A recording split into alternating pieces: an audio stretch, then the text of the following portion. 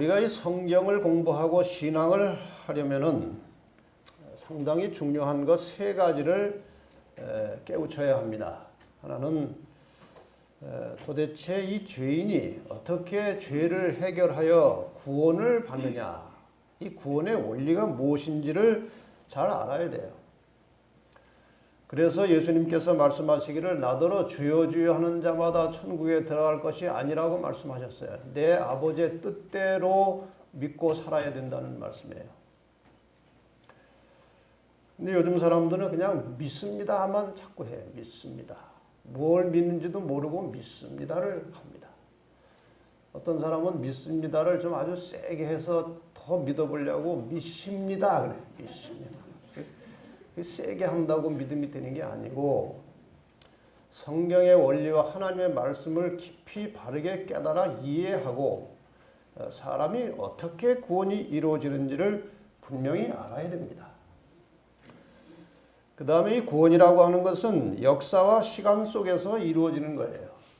하나님께서 창조하신 이후로 지금 많은 시간이 흘렀고 이 시간과 역사 속에서 하나님께서 인간을 구원하시는 그 사역을 차곡차곡 이렇게 단계를 밟아서 여기까지 왔어요. 그 역사는 치열한 선과 악의 싸움이에요.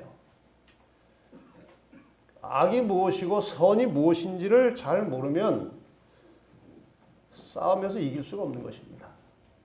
그래서 지난 한 주간 동안에 이 예언 속에 나타난 하나님께서 인류를 구원하시는 역사가 어떻게 진행되어 왔고 이 악의 세력은 도대체 어떻게 나타나서 무슨 일을 하는지, 그리고 그 악의 세력의 공격을 받는 하나님의 백성들은 어떤 사람들인지, 그 다음에 이 싸움이 어떻게 진행되고 끝날 것인지, 이런 역사적인 문제를 예언을 통해서 우리가 공부를 꽤 상세하게 했습니다.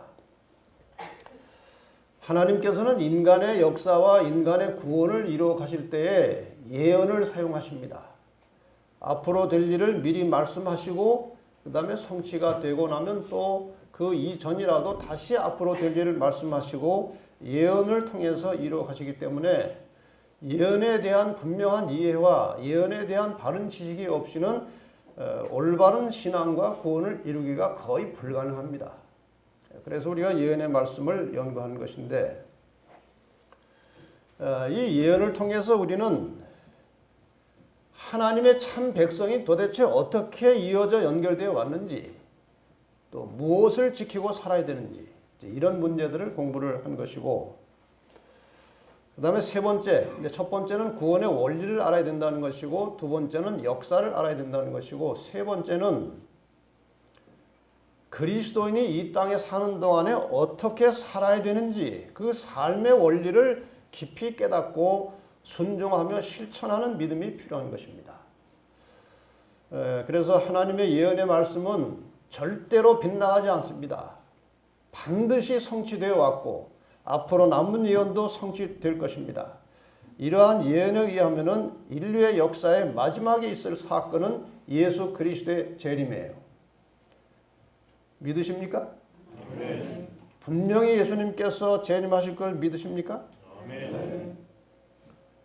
안 믿어도 예수님은 오셔요.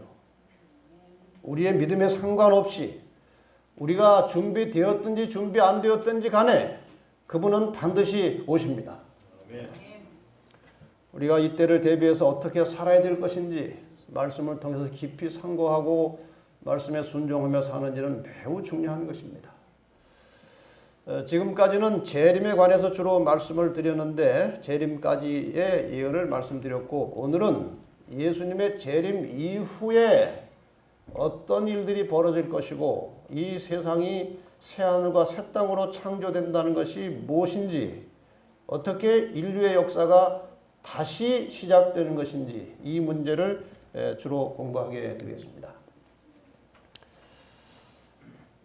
그래서 창세기 3장 15절에 근거해서 용과 싸우는 여자의 일생이라고 하는 주제로 한 주간 동안 상당히 복잡하고 어려운 공부를 했습니다만은 아마 대체로 이해는 하셨을 것이라고 믿습니다. 오늘은 이제 마지막 시간에 지구의 천년 휴식과 여자의 승리라는 제목으로 말씀을 나누겠습니다. 잠언 29장 18절에 보면은 묵시가 없으면 백성이 방자에 행하거니와 계시가 없으면 예언이 없으면 백성이 방자에 행한다고 말씀하셨습니다. 이 묵시라는 말에 대해서 영어 성경에는 revelation, 계시라는 말을 쓰고 있어요. 요한계시록이 revelation이에요. 이 묵시와 예언을 통해서 사람들은 하나님이 인도하시는 길을 볼 수 있는 것입니다. 그래서 이 예언이 없으면, 묵시가 없으면 사람들이 길을 모르기 때문에 방자에 행하게 된다는 그 말씀이에요. 그런 의미에서 예언은 매우 중요한 것입니다. 한 주간 내내 매일 보셨던 창세기 3장 15절을 다시 한번 확인하겠습니다. 이 창세기 3장 15절은 인간이 타락한 직후에 하나님께서 인간을 유혹해서 타락시킨 뱀 사탄에게 하신 말씀이죠. 내가는 하나님이시고 너는 사탄 뱀 용입니다. 내가 사탄 너로 하여금 여자는 교회를 상징하는 것입니다. 교회와 너는 원수가 되겠다, 싸우겠다는 것이요. 너의 후손도, 너의 일을 대행하는 이 땅의 악의 세력들도 여자의 후손은 예수 그리스도를 상징하는 것입니다. 너의 후손도 여자의 후손 예수 그리스도와 싸우게 될 것이다. 싸움의 결말은 여자의 후손 예수 그리스도는 너의 머리를 상하게 해서 너는 영원히 멸망당할 것이고, 그러나 너는 그의 발꿈치를 상하게 한다는 것은 예수 그리스도의 십자가의 희생과 부활과 승천을 말하는 것입니다. 예수님도 상처를 입으셨어요. 그러나 다시 살아나셨기 때문에 그건 발꿈치를 상한 것이라고 표현하는 것입니다. 그러니까 이 창세기 3장 15절에 이 인류의 역사, 선악의 싸움으로 벌어지는 인류의 역사가 이 창세기 3장 15절 속에 다 들어있는 것입니다. 모든 성경은 창세기 3장 15절을 풀어나가는 확대해 놓은 것이에요. 그래서 창세기 3장 15절을 제대로 이해를 못하면 성경을 모르는 겁니다.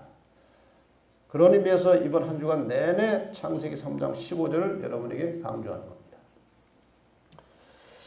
이 창세기 3장 15절에 예언된 이 선악간의 싸움이 어제 공부하셨던 계시록 12장에 보면은 여자와 용의, 선과 악의 싸움이 4단계로 이제 나오는 것을 어제 공부했습니다. 간단하게 복습을 하면은 1단계 싸움은 하늘에서 미가엘과 용이 싸우는데 용이 이제 이기지 못하고 쫓겨났다는 것이고, 그 후에 천지 만물 지구 창조가 있었는데 창조된 지 얼마 안 돼서 사탄이 지구에 들어와 가지고 인간을 미혹해서 타락시키는 데 성공을 했습니다. 인간이 타락하자마자 하나님께서 타락하고 죽고 버려진 인간을 다시 찾고 구원하시기 위해서 선언하신 것이 창세기 3장 15절입니다. 다시 예수 그리스도, 여자의 후손을 통해서 인간을 구원하시겠다는 하나님의 뜻이 창세기 3장 15절에 선포되는 것이죠. 이 여자의 후손에 대한 예언이 있은 후에 그 두 번째 싸움은 여자의 후손인 예수 그리스도와 사탄 사이에 치열한 전쟁이 있었습니다. 태어나기 전부터 예수를 태어나지 못하게 하려는 사탄의 전략과 태어나자마자 죽이려 하고 계속해서 예수를 시험하고 미혹했지만 예수님께서는 무지하신 중에 십자가에 달려 돌아가심으로 인간의 구원을 이루고 마침내 하늘로 올라가신 다음에 다시 오시겠다는 약속을 남기시고 하늘에 가셨고, 이 땅에는 교회가 남겨졌습니다. 그래서 예수님이 하늘로 가신 이후에는 이 땅에 남겨진 교회를 이제 사탄이 핍박하는 것입니다. 이 세상의 세력들을 이용해서 교회를 지상에서 쓸어버리려고 하는 그런 사탄의 전략이 있었습니다만은, 1단계에서는 로마 제국이 교회를 핍박했고, 그 다음에 그것이 잘 제대로 성취되지 않았을 때 사탄이 교회를 타락시켜서 타락한 로마 교회가 중세 종교 암흑시대를 지배하면서 무수하게 많은 하나님의 백성들을 죽였습니다. 이런 일을 주도했던 로마의 교황의 권세가 1798년에 일단 꺾이고 몰락을 하게 되었습니다. 이렇게 해서 새로운 또 역사가 시작이 되었습니다. 많은 교회가 탄생을 했습니다. 그러나 또 다시 교회는 타락하게 되었고, 네 번째 단계는 그 타락한 교회 역사 속에서 끝까지 하나님의 계명과 말씀을 순종하는 남은 자손이 탄생하게 될 것이라고 예언이 되어 있고, 이 남은 자손을 공격하기 위해서 계시록 13장에 예언된 두 마리의 짐승, 첫 번째 복잡한 짐승은 교황권을 상징하는 것이고 두 번째 새끼양같이 생긴 짐승은 미국을 상징하는 것입니다. 결국 역사의 마지막에는 이 교황의 권세와 미국의 힘이 합쳐져서 온 세계를 하나로 연합할 것이고 그 연합에 들어오지 않는 끝까지 하나님의 편에 서 있는 남은 자손들을 공격하게 될 것인데 이 양쪽의 깃발이 하나는 인간이 만들어 놓은 썬데이, 일요일 예배와 하나님께서 창조시에 제정하신 안식일 예배가 양쪽의 깃발이 될 것입니다. 인간의 이 썬데이는 인간의 전통에 의한 것이고 이 남은 자손은 하나님의 계명에 의해서 계명과 함께 안식일을 지키는 것. 이 두 무리의 마지막 싸움이 있을 것이고 이 싸움이 끝나는 순간에 주님이 재림하신 것입니다. 지금 현재는 이 교황의 권세를 중심으로 온 세계의 정치력과 종교력이 또 나아가서는 경제까지 교황의 권세를 중심으로 하나로 되어가고 있는 과정에 있어요. 지금 세계는 이 교황의 말 한마디에 좌우될 만큼 이 교황의 권세는 거의 하늘같이 큰 것입니다. 많은 세상의 정치 지도자들과 종교 지도자들이 다 교황 앞에 와서 무릎을 꿇는 거예요. 이건 성경에 예언된 것이죠. 결국 이 마지막 때에는 거대한 두 가지 운동이 일어나는데 하나는 교파를 초월해서 하나의 진리를 중심으로 연합하는 것입니다. 교파는 더 이상 의미가 없어요. 진리가 중요한 것입니다. 진리를 중심으로 정말 신실한 하나님의 백성들이 하나로 모여지는 그런 연합운동이 일어날 것이고 그 다음에 진리와는 상관없이 하나의 교회를 중심으로 거대한 연합체가 만들어질 것입니다. 이 두 거대한 운동의 핵심에 들어있는 것이 하나는 일요일이고 하나는 안식일이에요. 그래서 이 마지막 시대에 이 안식일과 일요일은 매우 중요한 선악의 싸움의 이슈가 되는 것입니다. 하나님의 계명에 대한 도전이에요. 그래서 이것이 이제 마지막에 큰 하나의 많은 사람들이 하나님 편에 설 것이냐 인간의 편에 설 것이냐를 결정하는 굉장히 중요한 단서가 된다는 겁니다. 지금의 이 상태를 우리가 이제 서서히 예언에 의해서 이제 추측을 해보면은 남은 자손 안에 쭉정이가 있습니다. 가라지가 있어요. 진리를 가지고 있지만 진리대로 순종하지 않는 가라지들이 이 속에 들어있는 겁니다. 그 다음에 이 영적 바벨론 타락한 교회 안에도 진리를 몰라서 순종하지 않을 뿐이지 진리만 알면 하나님 뜻대로 살고 싶어하는 많은 사람들이 있는 것입니다. 하나님께서 마지막에 하실 일은 이 둘을 가려내는 것입니다.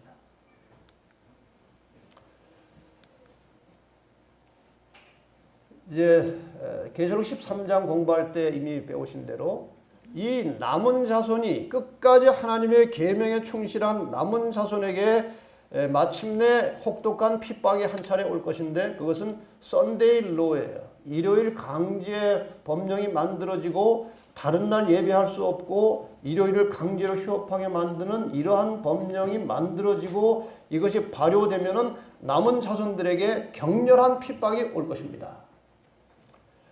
이 핍박에 의해서 쭉정이는 떨어져서 나갈 것입니다. 교회 안에 지금 누가 알곡인지 쭉정인지 아무도 분별할 수가 없어요. 인간이 이건 헤아릴 수가 없는 것입니다. 만약에 다음 안식일에 이 박 목사님이 교회 주보에다가 여기저기 알곡해서 이름 쭉 적고 쭉정해서 쭉 적으면 난리가 날 것입니다. 그리고 즉시 쫓겨날 겁니다. 사람이 그것은 분별할 수 없어요.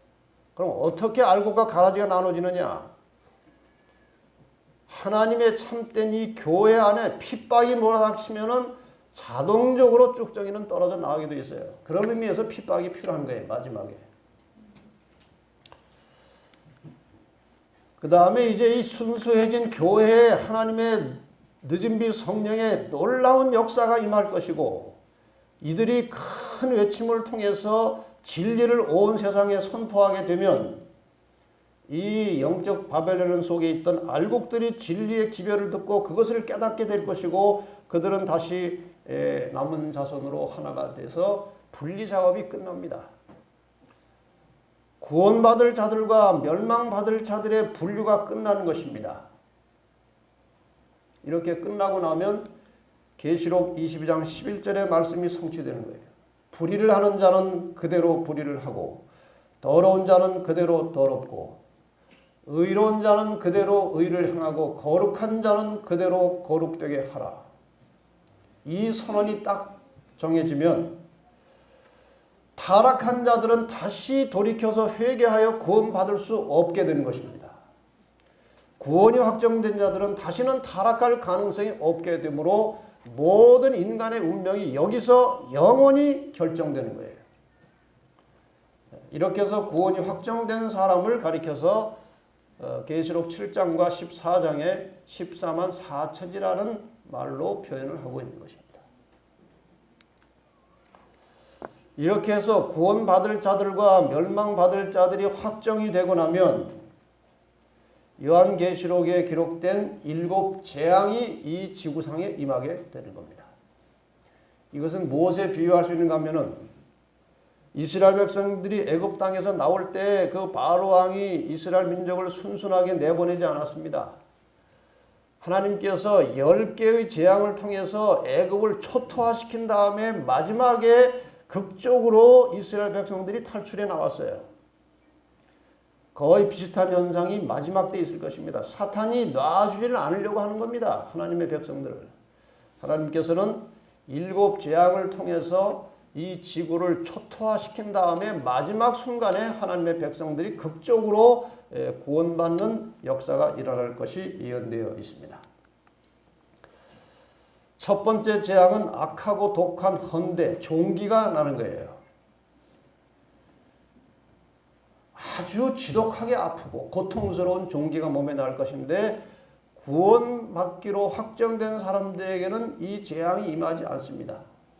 마치 애굽 땅에 이스라엘 민족과 애굽 민족이 같이 살았지만 재앙이 내릴 때에 이스라엘 민족의 집에는 재앙이 임하지 않았듯이 마지막 때도 구원받은 성도들에게는 이 재앙이 임하지 않습니다. 그러니까 이제 마지막 때 이 분리 작업이 끝나고 재앙이 내릴 때 내가 교회는 다녔는데 종기가 난다. 이러면 이제 끝난 겁니다. 이것을 맞지 말아야 돼요. 두 번째, 바다가 피가 되는 재앙입니다. 생물들이 다 죽고 바다의 플랑크톤이 다 죽어버리면은 산소가 절대가 부족합니다.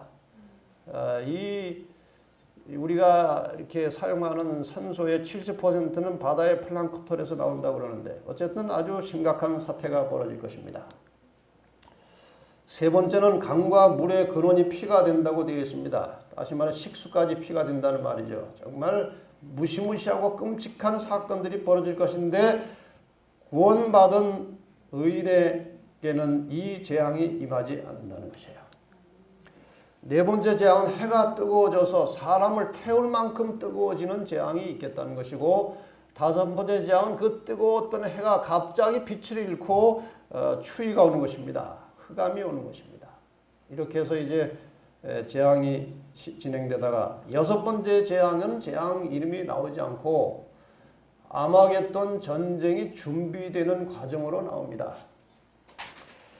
이건 어려운 부분 중에 하나죠. 성경에 이 아마겟돈이라는 것은 아마 그래서 어떤 사람이 아마겟돈 하다가 아마겟돈 전쟁인가 보다. 이 아마겟돈이라는 말은 두 단어가 합성된 단어입니다. 하르라는 말과 무깃도라는 말이 합성해가지고 아마겟돈이라는 말이 정해졌는데 하르라는 말은 산을 해요. 마운틴, 산을 말하는 것이고 무깃도라는 것은 이스라엘 약간 북방에 위치한 지역 이름이에요. 이 무깃도라는 지역은 고대로부터 중요한 전쟁이 거기서 치열하게 벌어졌고 무깃도를 점령하면은 전쟁에서 이긴다는 그 정도로 중요한 전쟁의 요충지입니다. 무깃도는.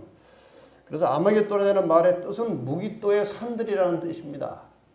다시 말하면 이 전쟁에 대한 아주 중요하고 심각한 전쟁을 의미하는 단어예요. 이것은 영적이면서도 실제적인 전쟁이라고 이제 그렇게 해석이 되고 있습니다. 마지막에 선악간에 영적인 전쟁, 선과 악이 치열한 마지막 싸움을 싸울 것인데, 이때 이 모든 악의 세력들이 하나님의 백성들을 다 이제 코너에 몰아서 죽이려고 하는 그런 이제 전쟁이라고 보는 겁니다.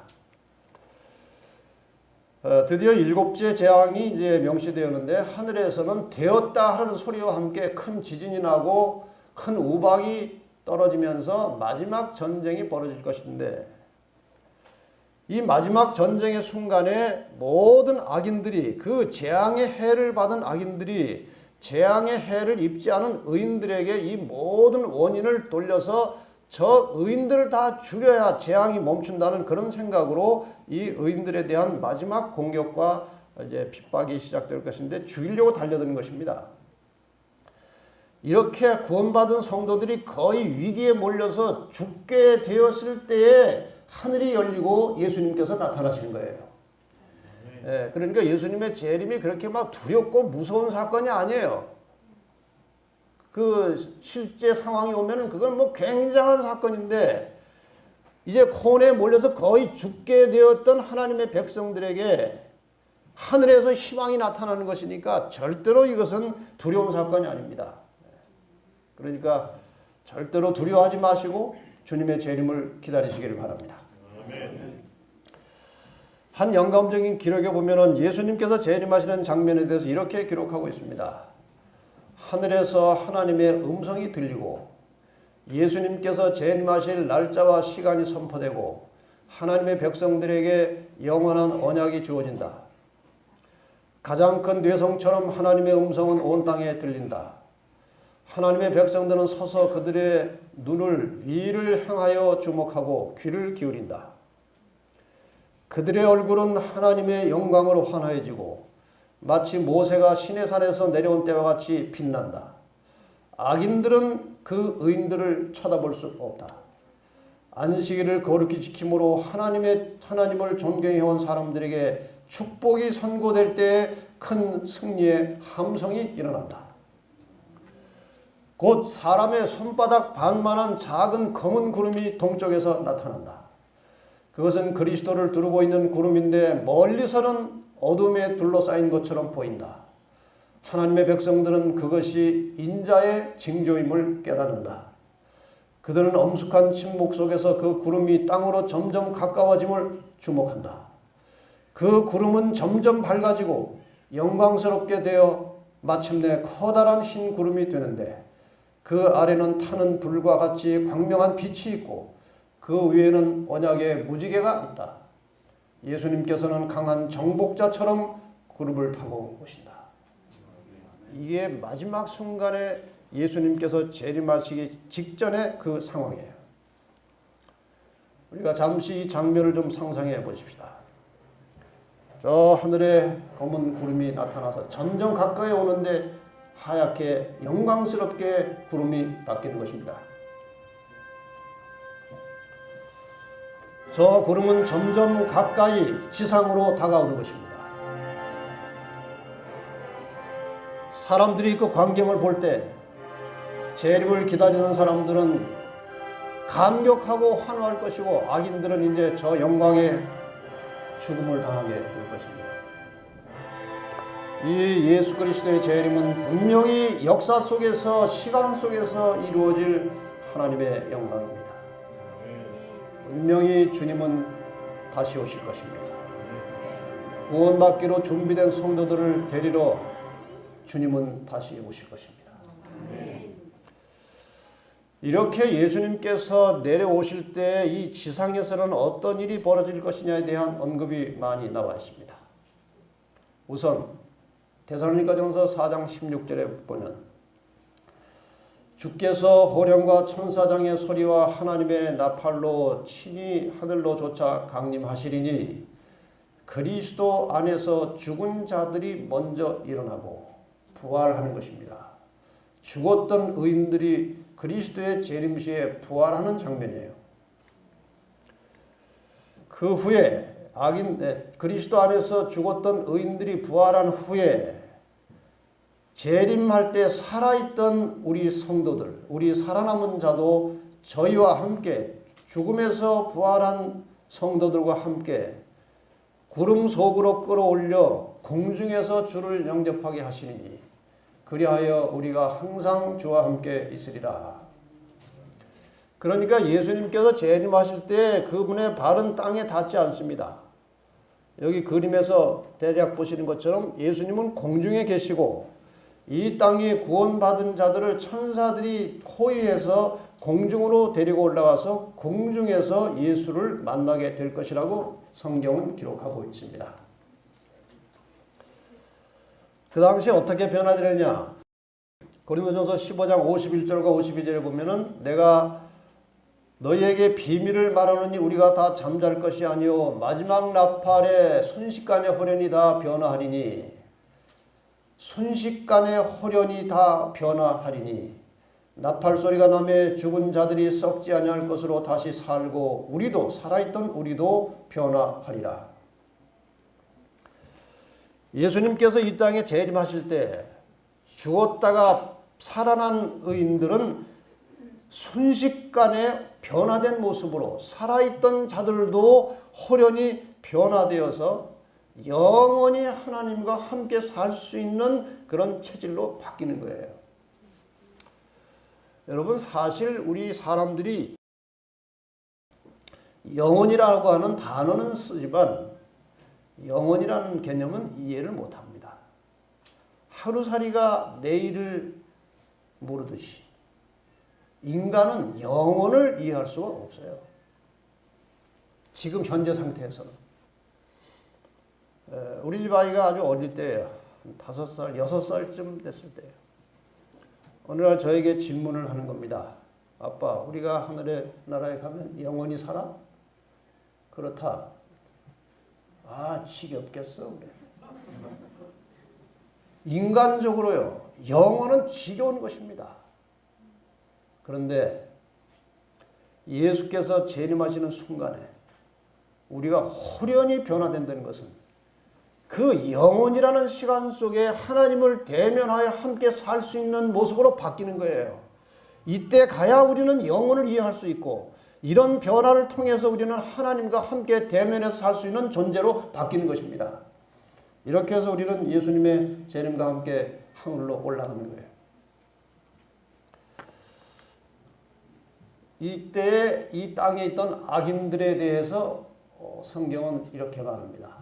데살로니가후서 1장 7절로 9절에 주 예수께서 저의 능력의 천사들과 함께 하늘로부터 불꽃 중에 나타나실 때에 하나님을 모르는 자들과 우리 주 예수의 복음을 복종치 않는 자들에게 형벌을 주시리니 이런 자들이 주의 얼굴과 그의 힘의 영광을 떠나 영원한 멸망의 형벌을 받으리로다. 악인들은 다 이제 재림과 함께 일단 죽는 것입니다. 그런데 여기 죽을 악인들을 두 가지로 분류해 놓은 것이에요. 하나님을 모르는 자들은 아예 하나님을 믿지도 않고 하나님을 거부하고 하나님을 욕하고 그리스도인들을 박해하던 사람들이에요. 또 하나의 무리는 예수의 복음은 들었지만 순종하지 않은 사람들이에요. 진리를 알지만 순종하지 않은 사람들도 결국은 악인의 무리에 들어간다는 것입니다. 이런 사람들이 결국 일단 멸망을 받아 지구상에 다 이제 죽은 채로 있는 겁니다. 예레미야 25장 33절에 있는 말씀을 쉽게 번역한 현대인의 성경에 보면 이렇게 되어 있습니다.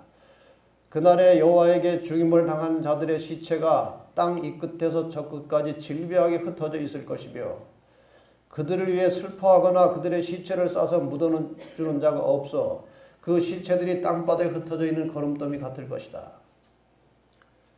이것이 이 당시의 상황을 말하는 것이에요. 왜 묻어주는 자가 없고 슬퍼하는 자가 없습니까? 왜 죽었는데 묻어주는 자가 없고 슬퍼하는 자가 없어요?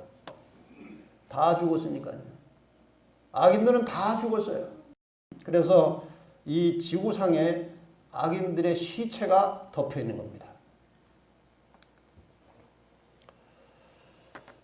사탄은 어떻게 되느냐? 계시록 20장에 그 답이 나옵니다. 계시록 20장에 보면은 1절부터 또 내가 보매 천사가 무저갱 열쇠와 큰 쇠사슬을 그 손에 가지고 와서 하늘로서 내려와서 용을 잡으니 사탄을 잡으니 곧 옛 뱀이요 마귀요 사탄이라. 잡혔어요. 얼마 동안 잡혀 있어요? 1000년 동안 결박하여 무저갱에 던져 잠그고 그 위에 임봉하여 1000년이 차도록 다시는 만국을 미혹하지 못하게 하였다가 그 후에는 얼마 후에 1000년이 지난 후에는 반드시 잠깐 놓이리라. 이게 아주 중요한 대목이에요. 여기에 이 내용을 가지고 어떤 사람들이 이렇게 해석합니다. 천사가 와서 사탄을 묶어서 쇠사슬로 이렇게 묶어가지고 저 끝이 보이지 않는 굴 속에다가 탁 집어넣어가지고 거기를 덮어서 1000년 동안 열어주지 않는다. 사탄의 존재를 잘 몰라서 하는 이야기예요. 사탄은 쇠사슬에 묶일 수 있는 존재가 아닙니다. 여러분, 사람이 귀신만 들려도요, 쇠사슬 묶어놔봐야 끊고 나옵니다. 이상한 힘이 있어요. 근데 사탄 자신이 그 쇠사슬에 묶여있을 존재도 아니고 또 이렇게 굴 속에 처박아 놓는다고 있는 존재도 아니에요. 이건 무슨 뜻인가 하면은 이 지구상의 의인들은 다 하늘로 갔고 악인들은 다 죽었고 홀로 남아있기 때문에 아무것도 갈 데도 없고 올 데도 없고 할 일이 없는 상태를 이렇게 결박된 것으로 표현한 것뿐입니다. 사단이 홀로 이 지구상에 남아있게 된다는 말이에요. 얼마 동안? 1000년 동안 그렇게 된다는 말입니다. 자, 지금까지 설명드린 말씀에 의하면은 예수님께서 재림하실 때에 어떤 사건들이 벌어지는지 이제 정리가 되었습니다. 첫째, 죽은 의인들이 부활하고, 둘째, 살아있던 의인들이 그들과 함께 승천해서 하늘로 올라가고, 셋째, 땅에 있던 악인들은 멸망하고, 넷째로 사탄은 결박된 채로, 그러니까 아무것도 할 일 없는 상태에서 지구상에 이 황폐한 지구에 혼자 남게 된다. 그것입니다. 얼마 동안 있겠다고 그랬습니까? 그런 상태로 1000년이 있겠다고 그랬습니다. 이 1000년은 도대체 무엇을 하는 시기냐?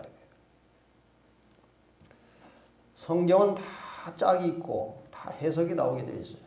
1000년에 관한 말씀을 좀 보겠습니다. 또 내가 보좌들을 보니 거기 앉은 자들이 있어 심판하는 권세를 받았더라. 또 내가 보니 예수의 증거와 하나님의 말씀을 인하여 목배임을 받은 자의 영혼들과 또 짐승과 그의 우상에게 경배하지도 아니하고 이마와 손에 그의 표를 받지도 아니한 자들이 살아서 그리스도로 더불어 1000년 동안 왕노릇하니 이는 첫째 부활이라. 그러니까 예수님 재림할 때 부활한 그 부활이 첫째 부활이에요. 이 첫째 부활이 있다는 것은 둘째 부활도 있다는 것을 전제로 하는 것입니다. 이 첫째 부활에 참여하여 하늘에 올라간 사람들은 하늘에서 1000년 동안 왕노릇 하겠다는 말씀이죠. 여기 구원받은 사람들을 두 부류로 말했습니다. 예수의 증거와 하나님의 말씀을 인하여 목배임을 받은 자의 영혼들과, 이것은 죽어서 부활한 성도들을 말하는 겁니다. 그 다음에 이제 공부를 하신 분은 아시겠지만 이 마지막 때 하나님의 백성들에게 닥칠 재난과 핍박이 있는데 그것을 뚫고 승리한 사람들은 짐승과 그의 우상에게 경배하지도 아니하고 이마와 손에 그의 표를 받지도 아니한 자들, 이 사람들은 마지막에 이 환난을 통과한 사람들이에요. 살아서 구원받는 자들이에요. 그러니까 죽어서 부활한 의인들과 살아서 구원받은 성도들이 함께 하늘에서 1000년 동안 심판하는 권세를 받았고 왕노릇 하겠다. 이런 말씀입니다. 이 첫째 부활에 예수님께서 재림하실 때 일어나는 첫째 부활에 참여하는 자들은 복이 있고 거룩하도다. 둘째 사망이 그들을 다스리는 권세가 없고, 이 둘째 사망이 나온다는 것은 또 첫째 사망이 있다는 것입니다. 그래서 이 첫째 사망, 둘째 사망, 첫째 부활, 둘째 부활을 제가 한꺼번에 모아서 설명을 곧 드리겠습니다. 둘째 사망이 그들을 다스리는 권세가 없고 도리어 그들이 하나님과 그리스도의 제사장이 되어 1000년 동안 그리스도로 더불어 왕노릇하리라. 이 왕노릇이라는 게 무엇이냐 이게. 앞에는 제사장 노릇이 되고 이 왕노릇이 되어 있는데 아마도 우리가 자세하게 성경에 나오지는 않지만 구원받아서 하늘에 올라가면은 다른 수많은 다른 우주의 별 세계를 아마도 여행할 것이라고 여러 다른 기록들이 암시가 되어 있습니다. 우주여행입니다. 우주여행. 정말 상상을 초월하는 아름다운 여행이 되겠죠. 그 다음에 옛날에 왕들은 심판과 정치를 같이 했어요. 왕들이 재판을 했단 말이죠. 중요한 재판을. 여러분 솔로몬이 재판한 얘기 아십니까? 솔로몬이 그 애기 하나 데리고 여자 둘이 와가지고 막 싸울 때 그 재판한 이야기를 여러분이 잘 아시죠? 어쨌든 이 왕이 왕노릇 한다는 말은 재판을 한다는 것입니다.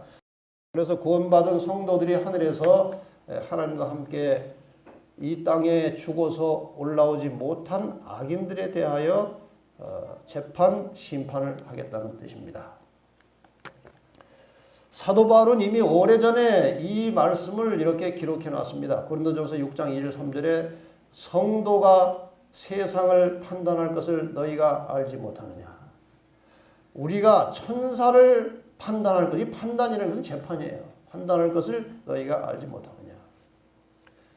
다시 말하면 구원받은 성도들이 하늘에서 이 세상에서 구원받지 못할 악인들에 대한 심판을 할 것이고 사탄과 함께 악한 천사들까지도 심판을 하겠다 그 말씀이에요.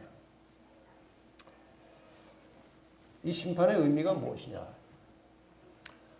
어떤 그 중세 시대 한 상인이 이제 아주 험하게 살다가 어떻게 예수를 믿고 구원받게 됐어요. 그가 이제 나중에 이제 구원의 도리를 다 깨달은 다음에 이런 말을 했어요. 하늘에 가면 3번 놀랄 것 같다. 자기 같은 죄인이 이 하늘에 온 것에 대해서 아마도 놀랄 것이다. 그 다음에 올 줄 알았는데 안 온 사람이 있으면 놀랄 것이다. 왜 안 오는지. 그 다음에 전혀 올 것 같지 않은 사람이 와 있는 데 대해서 또 놀랄 것이다. 이 사람이 어떻게 왔을까? 여러분 만약에 그런 일이 있어서는 안 되겠지만 여러분이 다 올라가는데 제가 안 보이면 말이에요. 아이고 참 이상하다. 그 구리 해월에 와가지고 뭐 아는 것 같이 막 한참 설교를 했는데 숨어서 무슨 죄를 져가지고 그러나 궁금할 거예요. 그래서 하나님과 함께 구원받은 성도들이 이 땅의 모든 죄를 심판한 다음에 내리는 결론은 하나님은 사랑이시고 공의로우시다. 아주 공정하신 심판을 하신 분이시다. 이런 결론을 내리게 될 것입니다. 그때 땅은 이렇게 황폐한 중에 사탕이 홀로 남게 된다고 이미 말씀을 드렸습니다. 천년기에 일어날 일들이 이제 정리가 됐죠. 지구는 황폐한 상태로 있을 것이고 사탄은 갇혀 있을 것이고 악인들은 죽어 있을 것이고 성도들은 세상을 심판한 기간이 천년이라는 기간이에요.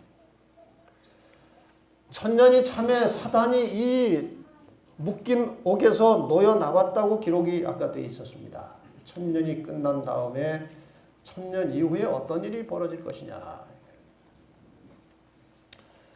이 성경절은 여러분들이 잘 보시지 않은 성경절입니다. 그런데 아주 중요한 성경절이에요. 스가랴 14장 4절과 5절입니다.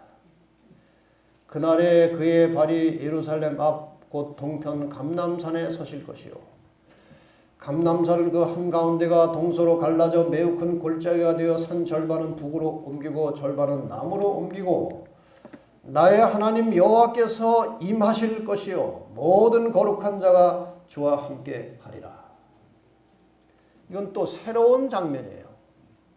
예수님께서 재림하실 때는 그 발이 땅에 닿지 않았어요.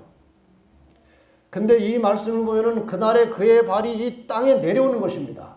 내려올 뿐만 아니라 나의 하나님 여호와께서 임하실 것이요 모든 거룩한 자가 주와 함께 하리라. 하늘의 모든 존재들과 천사들과 구원받은 성도들이 하늘에서 이 땅으로 내려오는 것입니다. 공중에 임하는 것이 아니고 땅 바닥에 내려오는 거예요. 그때에 예수님께서 준비하신 예루살렘 성도 내려온다고 기록되어 있습니다. 사도 요한이 계시 가운데 보니까 또 내가 보매 거룩한 성 새 예루살렘이 하나님께로부터 하늘에서 내려오니 그 예비한 것이 신부가 남편을 위하여 단장한 것 같더라. 이게 하늘의 모든 가족들이 새 예루살렘 도성과 함께 이 지상으로 이주해 내려오는 장면이에요. 정말 우주적인 사건입니다. 그래서 하나님께서 이 지상에, 지구상에 자리를 잡으신다는 것입니다. 이렇게 해서 하늘의 존재들이 다 내려왔어요. 황폐한 땅에 영광스러운 예루살렘 도성과 성도들이 내려왔습니다. 천년이 찬 거예요. 천년이 참에 사단이 그 옥에서 놓여 나와서 땅의 사방 백성 곧 곡과 마곡을 미혹하고 모아 싸움을 붙이리니 그 수가 바다 모래 같으리라. 사단이 옥에서 놓여 나왔다는 것은 할 일이 생겼다는 것입니다. 할 일이. 땅의 사방 백성이 지금 일어났어요. 그들을 여기서 뭐라고 말하는가 하면 곡과 마곡이라고 되어 있어요. 곡과 마곡이 뭔지 또 설명을 봐야 되겠죠. 에스겔 38장 1절로 3절에 보면은 여호와의 말씀이 내게 임하여 가라사대 인자야 너는 마곡 땅에 있는 곡 곧 로스와 메섹과 두발 왕에게로 얼굴을 향하고 이렇게 되어 있어요. 그러니까 마곡이라는 것은 땅 이름이에요. 땅 이름이고 곡이라는 것은 그 마곡 땅에서 일어나는 왕들의 이름을 곡이라고 불렀어요. 이 마곡이라고 하는 지역은 예루살렘 북쪽에 위치한 지역을 마곡이라고 부르는데 예루살렘 북쪽에서 일어나는 이스라엘 북쪽에서 일어나는 대부분의 나라들은 이 이스라엘을 계속해서 괴롭혔어요. 그래서 이스라엘을 괴롭히는 지역 그것이 마곡이에요.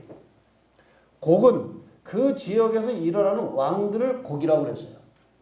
그러니까 곡과 마곡이라고 하는 것은 하나님을 대적하고 그 백성을 공격하는 모든 악의 세력들을 곡과 마곡이라고 한 것입니다. 그러니까 사탄이 이제 혼자 있다가 예루살렘 성이 내려온 다음에 죽은 악인들이 다 살아난 거예요. 그걸 곡과 마곡이라고 그러는 것입니다. 다 살아나서 예루살렘을 이제 공격하려고 준비하는 단계입니다.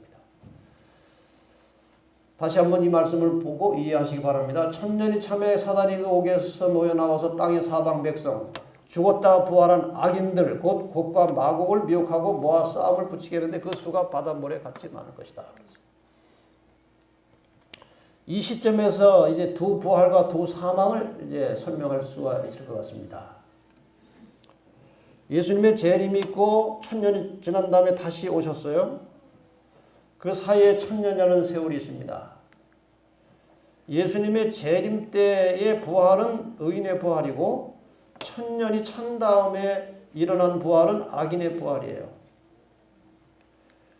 이 의인의 부활이 첫째 부활이고 악인의 부활이 둘째 부활이에요.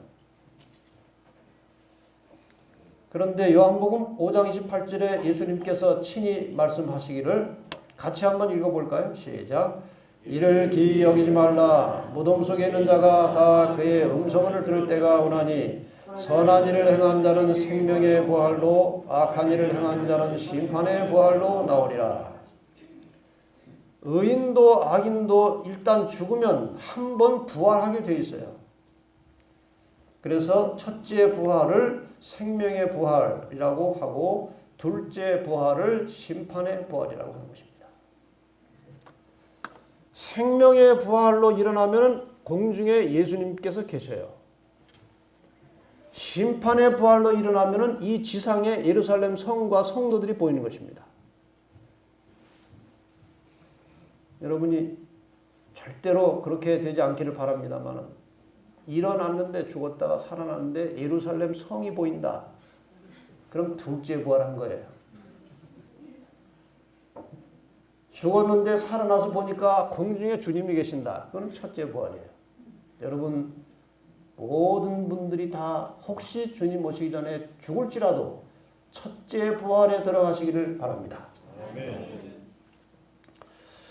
그래서 예수님께서 재림하시기 전에 죽은 모든 죽음을 첫째 사망이라고 하고, 악인들이 부활했다가 예루살렘을 공격하다가 다시 이제 불의 형벌을 받고 또 다시 죽어요. 그것을 둘째 사망이라고 하는 것입니다. 그러니까 대체로 이 지구상에 세 부류의 사람이 있게 되겠죠. 한 번 죽는 사람, 두 번 죽는 사람, 한 번도 안 죽는 사람. 누가 한 번 죽어요? 예수님 오시기 전에 죽은 의인들은 그 한 번의 죽음이 이제 끝이고 살아나면 영생하는 거예요. 누가 두 번 죽어요? 죽었던 악인들은 부활했다가 다시 죽어요. 죄값을 받고 다시 죽습니다. 그래서 둘째 사망이고, 누구는 한 번도 안 죽어요? 예수님 재림하실 때 이 마지막 핍박을 견디고 극복하고 재림하실 때 살아서 재림을 맞이한 사람들은 죄의 삭신 사망을 경험하지 않고 바로 영생으로 들어가는 것입니다. 얼마나 큰 축복입니까? 네, 세상은 공평한 거예요. 한 번 죽는 사람은 마지막 환난과 핍박을 받지 않고, 그러나 한 번도 안 죽을 사람은 마지막 환난과 핍박을 통과해야 되는데, 그것은 전적으로 하나님의 은혜와 보호하심으로 통과하는 것이니까 걱정하실 거 없어요. 가능하면 우리가 다 살아서 영원한 생명으로 들어가게 되었으면 참 좋겠습니다. 이제 저희가 지면에 널리 퍼져서, 이 죽었다 살아난 악인들이 지면에 널리 퍼져서 이제 예루살렘 성을 공격하려고 하는 이 찰나에 한 영감적인 기록에 보면은 대단히 거창한 세레모니가 있는 것입니다. 이제 그리스도께서는 원수들 앞에 다시 나타나신다. 그 예루살렘 성보다 훨씬 높은 곳, 찬란한 황금 기초 위에 높이 들린 보좌가 있다. 그 보좌에 하나님의 아들이 좌정하시고 그분의 나라의 백성들이 그 주위를 둘러싼다. 그리스도의 권능과 위엄은 우리의 말로 표현할 수 없고 붓으로 묘사할 수 없다. 영원한 아버지의 영광이 그분의 아들을 둘러싼다. 지금 이 상태에서는 여러분이 이제 상상력을 좀 발휘해 보시면 지구상에 태어난 모든 인간들이 동시에 다 있는 상태입니다. 그렇지 않습니까? 오랜 세월 동안 그리스도 안에서 살다가 죽은 사람들은 부활해서 지금 구원받은 대열의 예루살렘 도성 안에 있고, 악인들은 또 다 부활해가지고 예루살렘 성 밖에 있어요.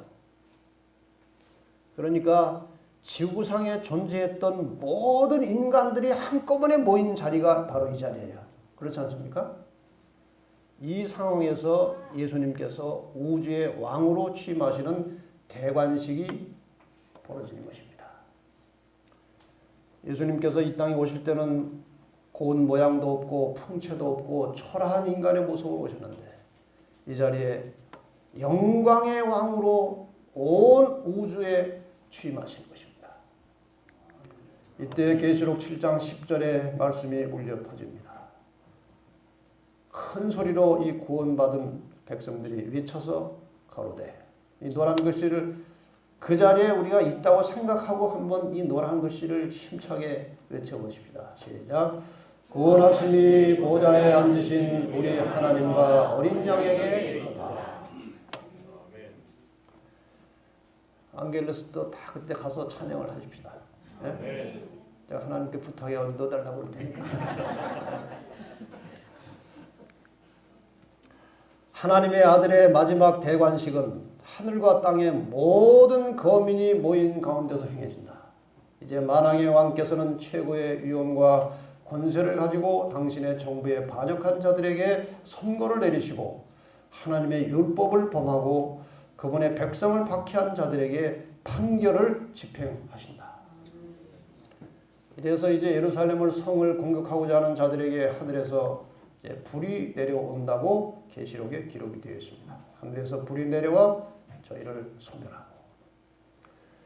바로 이것이 성경이 말하는 지옥입니다. 많은 사람들이 이걸 잘못 가르치고 있어요. 사람이 예수를 안 믿고 죽으면 지옥에 가가지고 영원히 불타는 지옥에서 평생 동안 영원토록 고통을 당한다. 하나님이 그런 하나님이신가요? 기껏 죄를 지어봐야 100년 동안 지은 죄를 가지고 영원히 불태우시는 하나님이신가요? 틀린 말이에요. 성경에 영원한 불이라고 하는 것은 하나님이 내리신 불이기 때문에 사람이 끌 수 없는 불, 혹은 불타서 멸망한 결과가 영원한 것을 영원한 불이라고 하는 거예요. 이걸 사람들이 잘못 해석하고 있어요. 유다서 1장 7절에 이런 말씀이 나와요. 소돔 고모라와 그 이웃 도시들도 다른 색을 따라가다가, 이 다른 색은 동성애입니다. 소돔 고모라의 성행하던 대표적인 죄가 동성애 죄악이에요. 다른 색을 따라가다가 영원한 불의 형벌을 받음으로 거울이 되었느니라, 이런 말씀이 나와요. 영원한 불. 소돔 고모라가 영원한 불의 형벌을 받았다고 나옵니다. 그 영원한 불이 그 문자 그대로 시간적으로 영원한 불이라면 지금도 옛날 소돔 고모라 땅에 불이 타고 있어야 돼요. 그거는 문자적으로 영원한 불이 아니에요. 불타서 멸망한 결과가 영원하다는 것입니다. 마찬가지로 이 불도 영원한 불일 수가 없어요. 만약 이것이 영원한 불이라면 구원받은 성도들은 예루살렘 성에 갇혀가지고 영원토록 불구경하는 겁니다. 그런 불이 아니에요. 이것은 적절한 시간 내에 모든 죄와 죄인들과 사탄을 불로 소멸하고 죄를 완전히 지구상에서 없애버리는 것입니다. 각 사람이 자기의 행위대로 심판을 받고 사망과 음부도 불못에 던지우니, 이것이 둘째 사망이라고 되어 있어요. 이것이 둘째 사망이에요. 이 불의 멸망이 둘째 사망이에요. 이렇게 해서 모든 죄와 죄의 흔적과 죄의 결과와 죄의 존재가 없어진 상태에서 계시록 21장 1절의 말씀이 선언되는 것입니다. 또 내가 새 하늘과 새 땅을 보니 처음 하늘과 처음 땅이 없어졌고 바다도 다시 있지 않더라. 여러분, 지금 우리가 누리는 이 하늘과 땅은 태초에 하나님께서 천지를 창조하셨을 때 그 하늘 땅입니다. 이것이 다 죄로 물들었어요. 예수님께서 재림하시고 1000년 후에 다시 이 땅에 내려오셨으는 이 헌 하늘, 헌 땅, 먼저 있던 것들, 죄로 찌들고 물든 온 세상을 다 불로 소멸하시고 여기에 새 하늘과 새 땅을 재창조하십니다. 바다도 다시 있지 않더라는 말은 해석이 분분해요. 원래 하나님께서 천지를 창조하셨을 때 바다가 있었어요. 땅과 바다가 있었어요. 근데 왜 바다도 없느냐? 여기에 대해서 질문하는 분들이 많아요. 근데 이렇게 해석합니다. 때처로 사도 요한이 이 요한계시록을 쓸 시점은 반모섬에 귀양 가가지고 조그만 섬 안에서 맨날 파도 소리만 듣고 바다만 보고 사는 거예요. 육지로 가고 싶어도 갈 수도 없고, 그 바다, 그 섬에 갇혀서 맨날 바다만 보니까 바다가 지긋지긋한 거예요. 빠져나오고 싶고. 그래서 아마 새 하늘과 새 땅에는 그런 고통이 없다는 말을 바다도 다시 있지 않더라는 말로 표현했을 것이다. 이렇게 해석하는 사람들도 있습니다. 그게 아마 맞을 겁니다. 보좌에 앉으신 이가 가라사대 보라 내가 만물을 새롭게 하노라. 만물을 새롭게 하노라. 다 사람들은 이제 새롭게 변화되었어요. 온 세상 천지 만물이 새롭게 창조되었어요. 만물이 새롭게 된 것입니다. 드디어 1000년 후에 온 세상이 새롭게 창조함을 받았어요. 하늘 가족들이 지구로 내려왔습니다. 새 예루살렘이 내려왔습니다. 죽은 악인들이 부활을 해서 새 예루살렘 성을 공격하려고 할 때에 하늘에서 불이 내려와 악인들을 소멸합니다. 그리고 죄가 없어진 세상에 하나님께서 새 하늘과 새 땅을 창조하심으로 새로운 역사가 시작되는 겁니다. 그때 하늘에서 음성이 들려 나옵니다. 같이 읽겠습니다. 시작.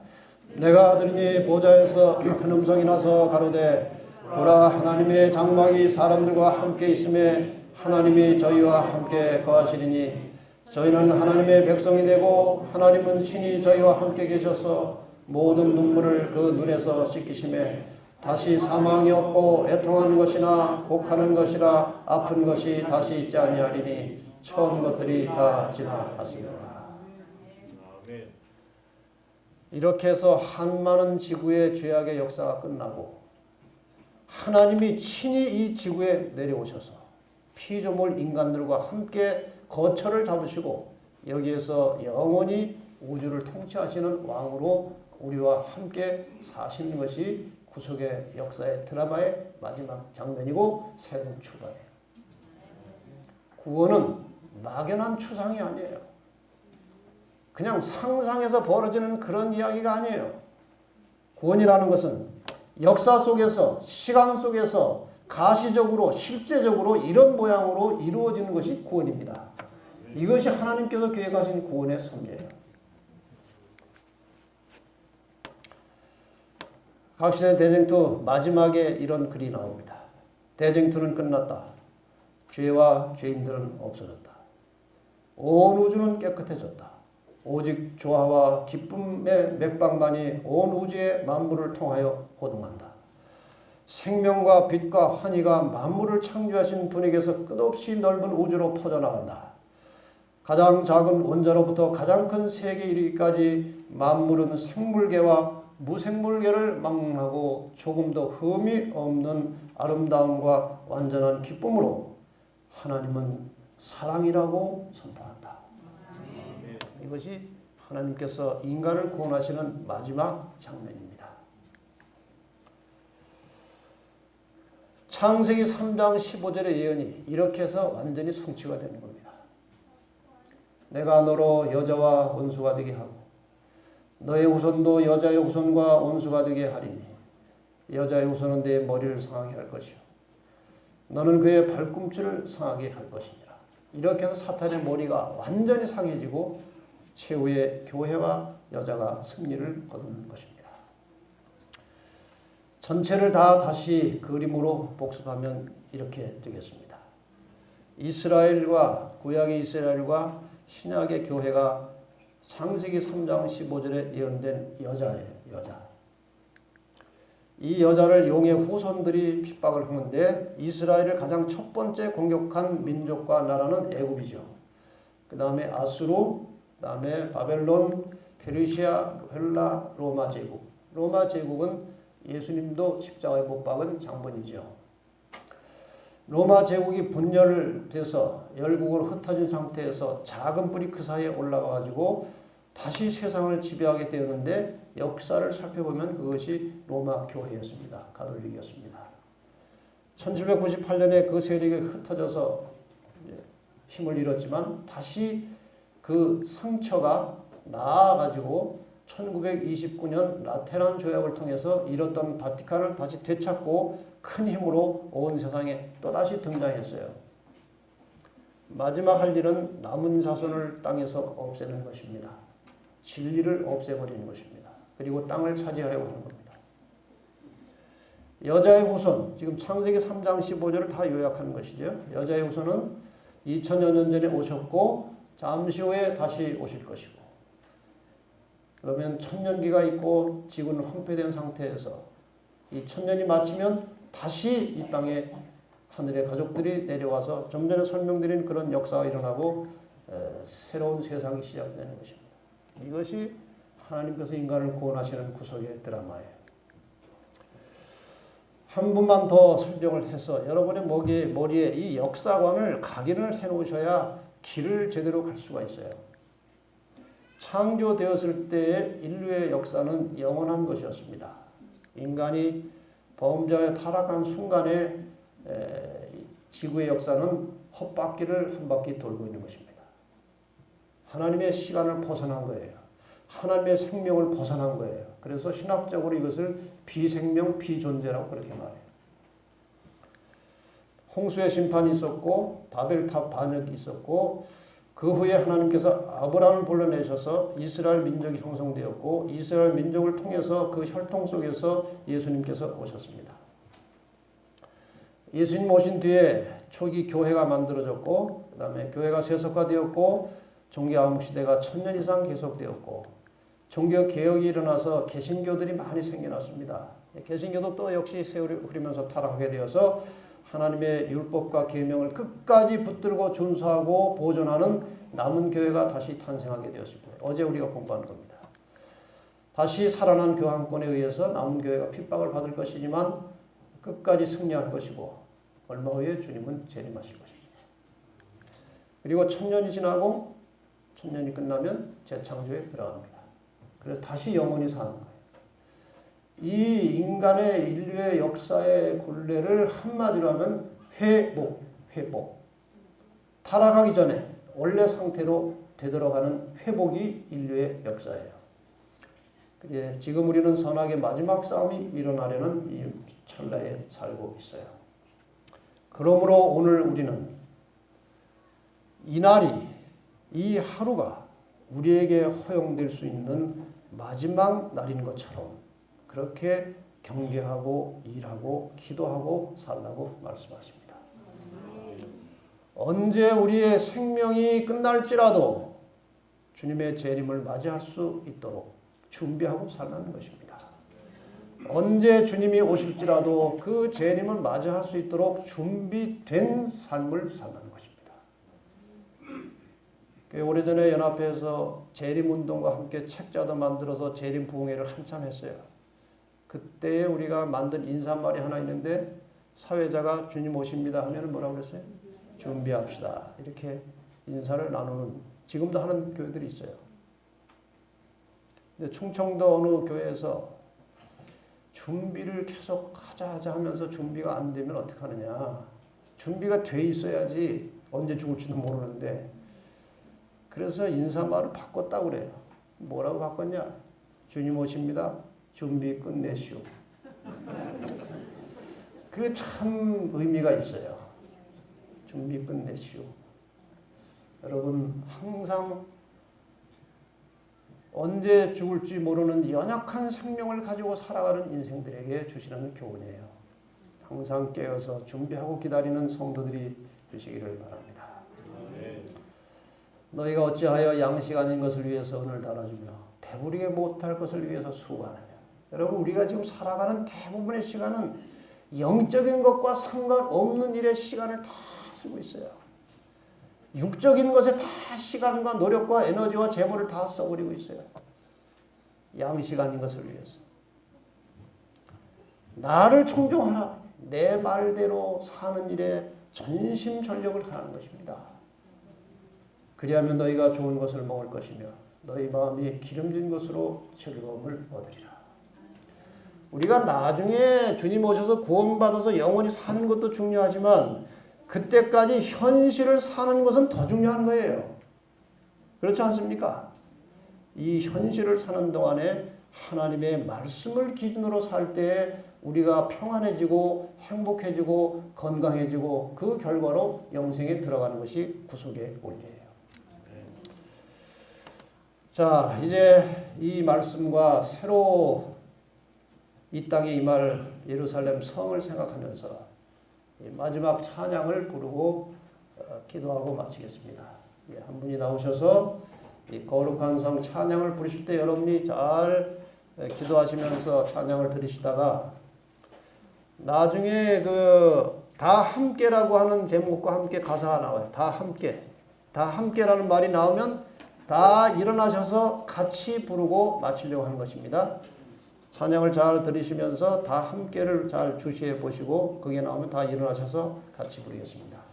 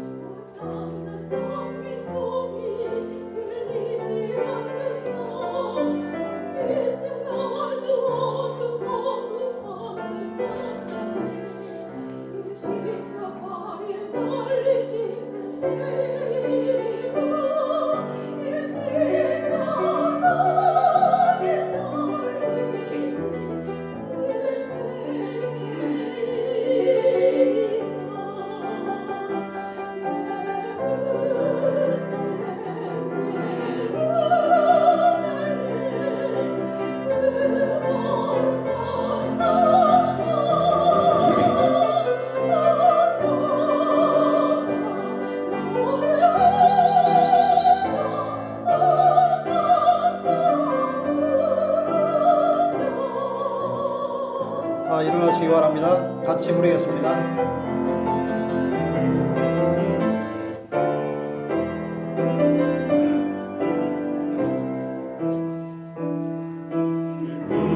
다시 변하여 이 세상 나가고 그 땅을 내가 보니 그 유리바다와 그의 환한 영광이 산에 비치니 그 성에 들어가는 자 참 영광이로다.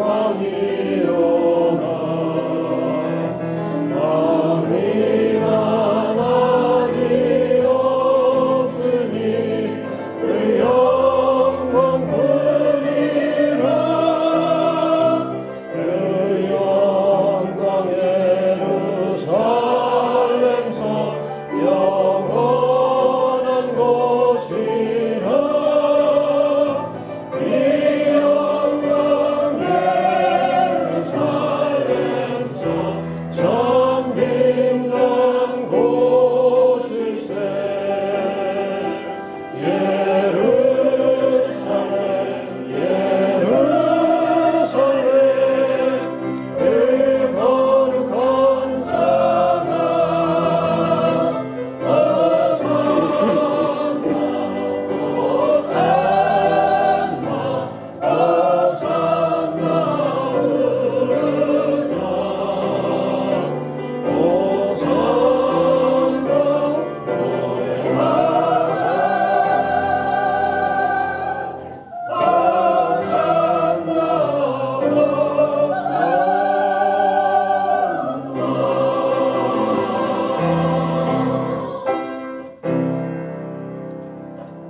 기도하시겠습니다. 하나님 아버지, 한 주간 동안 어두운 세상을 비치는 밝은 등불로 우리에게 주신 예언의 말씀을 통해서 과거의 역사를 비춰주시고 앞으로 될 일을 보여주셔서 하나님 감사합니다.